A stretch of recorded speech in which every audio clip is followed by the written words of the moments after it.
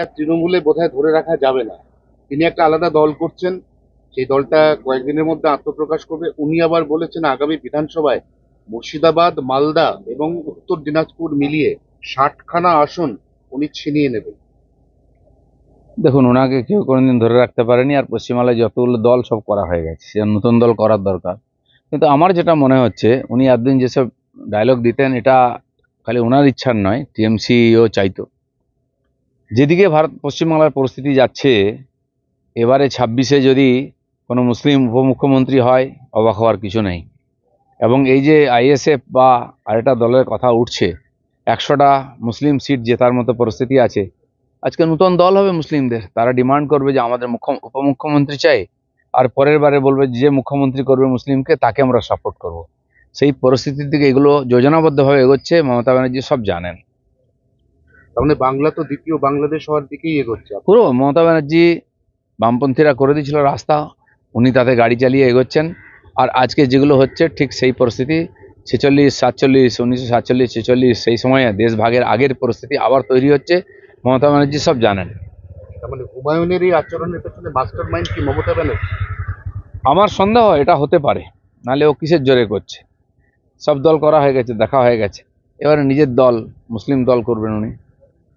এখানে রাত্রিবেলা কালকে অতীন ঘোষ ভার্সেস শান্তনু সেন, কাকলি সেন, আর হাতাহাতি, মারপিট, থানা ঘেরাও, বাড়ির সামনে অবস্থান, সবই হয়ে গেছে। আজকে আবার অতীন ঘোষের লোকজন যাবে থানায়। এটা নতুন কিছু না, আপনি দেখেছেন পার্লামেন্টে যাওয়া নিয়ে টিএমসির এমপিদের মধ্যে যে ধরনের কাজিয়া হয়েছিল, চুলোচুলি হয়েছিল, সেটা সবাই দেখেছে। ওই স্তরে যদি হতে পারে, 5 বার 7 বারের এমপি যারা, তারা যদি লড়তে পারে, তাহলে বাকি নিচে কাউন্সিলর এমএলএ তো লড়বেই। এখন মুসল পর্ব শুরু হচ্ছে, দেখুন। যারা বলছে জিতবো, এত সিট চাই, সেই দলটা আদৌ কতদিন টেকে?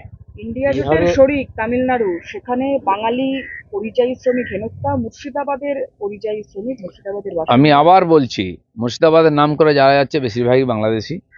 মমতা ব্যানার্জি বাংলাদেশি আর বাঙালি, বাংলাভাষী, এই দুটোকে গুলিয়ে দেওয়ার চেষ্টা করছেন। আর উনি বাঁচাবার চেষ্টা করছেন অনুপ্রবেশকারী মুসলিমদেরকে। সেটা হবে না। আমরা ডিমান্ড করব, বিহারে যে স্টাইলে ভোটার লিস্ট সংশোধন হচ্ছে, আর ঠিক বাংলাতেও ইলেকশন আগে সেটাই করা উচিত।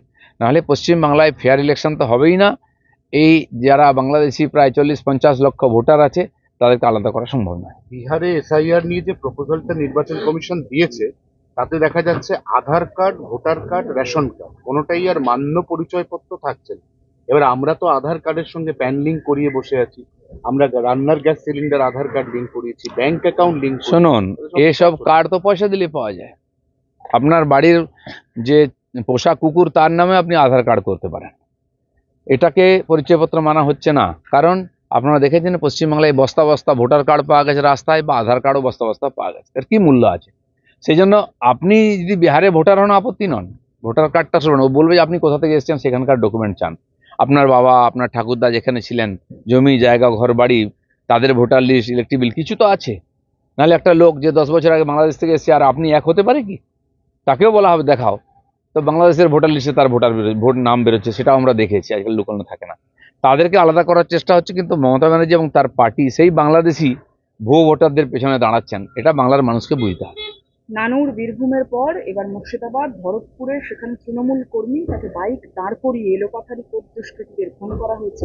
দুই পক্ষই দুষ্কৃতী, এরাও দুষ্কৃতী, ওরাও দুষ্কৃতী। কেউ পঞ্চায়েতের টিকিট নিয়ে জিতে গেছে, প্রধান পঞ্চায়েত সমিতির মেম্বার হয়ে গেছে, জেলা পরিষদ হয়ে গেছে, এমএলএ পর্যন্ত হয়ে গেছে। আসলে এরা সব অ্যান্টি সোশ্যাল। পয়সা তোলো, পয়সা খাও, পার্টিকে দাও, চলছে। তো এটা আরও বাড়বে। কারও কন্ট্রোল নেই, মমতা ব্যানার্জি কোনো ভগবানেরও কন্ট্রোল নেই এখানে। মুসলিম ভোটটা যদি পোলারাইজ হয়ে যায়, যেটা আপনি আশঙ্কা করছেন, যে এখানে আইএসএফ এবং তার সঙ্গে হুমায়ুন কবিরের নতুন দল, পোলারাইজেশন হয়ে গেলে তো বিজেপির সুবিধা, তাহলে তো হিন্দু ভোট সেগ্রিগেটেড বিজেপির। সুবিধা অসুবিধা আলাদা জিনিস। বাংলাদেশ হয়েছে যখন পাকিস্তান, কার সুবিধা হয়েছে? দেশ তো বিভাজন হয়েছে। উদ্দেশ্য ওটাই আছে, বিচ্ছিন্নতাবাদী শক্তি এক হয়ে গিয়ে দেশকে বিভাজন করবে। তার নেতৃত্ব দিচ্ছেন মমতা ব্যানার্জি। বিজেপি নেতা দিলীপ ঘোষ কি মনে করে হিন্দু মুসলিম ভোট ভাগাভাগি হলে তবেই বিজেপির জেতা সম্ভব? আমরা কোনো ভাগাভাগিতে বিশ্বাস করিনি। সবকা সাথ, সবকা বিশ্বাস, সবকা প্রয়াস, এসব স্লোগান আমরাই দিয়েছি এবং ভারতীয় সংবিধানের আধারে আমরা রাজনীতি করি। আমাদেরও সংবিধান যেটা পার্টির, সেটাও এটাকেই সমর্থন করে, মান্যতা দিয়ে চলে। বিজেপি সেইভাবেই চলবে। মিঠুন চক্রবর্তী মাঠে নামছে। তিনি উত্তর কলকাতা, দক্ষিণ কলকাতা বিভিন্ন জায়গায় ওনার সাংগঠনিক পশ্চিমবাংলার ব্যাপারে একটা আবেগ আছে যে বাংলায় পরিবর্তন হোক, উন্নয়ন হোক, চেষ্টা করছেন উনি। আমার মনে হয় উনি এই 75 বছর বয়সেও পরিশ্রম করার চেষ্টা করছেন এবং তার একটা গ্রহণযোগ্যতা বাংলায় আছে। দেখা যাক কি না, হয়। দিলীপ মিঠুন ঘোষ- চক্রবর্তী একটা সময় সুভাষ চক্রবর্তীর ঘনিষ্ঠ ছিল, তারপর মিঠুন চক্রবর্তী তৃণমূলের এমপি ছিল, তারপর মিঠুন চক্রবর্তী বিজেপিতে গেছে, এখন মিঠুনের এতবার দলবদল, তারপর সেই মিঠুন তিনি মহারাষ্ট্রে বাল ঠাকরেরও ঘনিষ্ঠ ছিলেন। উনি সিনেমার লোক, কিন্তু আমার সঙ্গে কথা মনে হয়েছে বলে তার রাজনীতিক আবার সমাজ চেতনা একটা আলাদা স্তরে আছে। তিনি তো ফুল টাইম পলিটিক্স করতে পারবেন না, তো সেই জন্য তিনিও চান যে বাংলার পরিবর্তন তার যোগদান হোক। তার মনে হয়েছে বিজেপি এটা করতে পারে, তাই বিজেপিকে সাহায্য করছে। যে উত্তর কলকাতায় তো দিলীপ ঘোষের একটা সংগঠন আছে, অস্বীকার করা যায় না। উত্তর কলকাতায় বলে কোনো দিলীপ ঘোষের সংগঠন নাই, ভারতীয় জনতা পার্টিটাই দিলীপ ঘোষের। আর সারা পশ্চিমবাংলায় কর্মীরা, আমি তাদের সঙ্গে আছি।